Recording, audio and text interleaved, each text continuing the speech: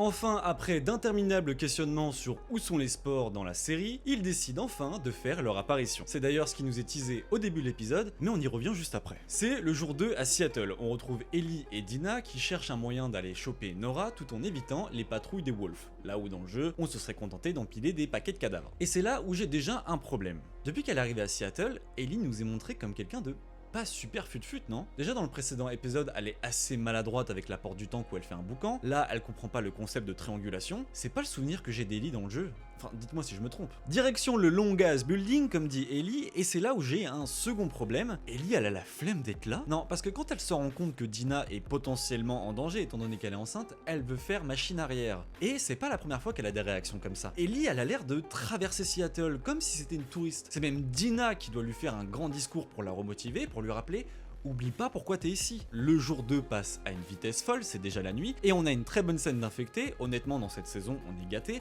avec un groupe de rôdeurs organisés et vicelard. Ensuite on a l'arrivée de Jesse, et d'ailleurs qui est un parfait timing, il est là vraiment au bon moment, ils en parlent après, en lui disant: mais comment tu nous as trouvé? Il lui dit: bah j'ai trouvé la carte dans le théâtre. Ok, comment t'as trouvé le théâtre?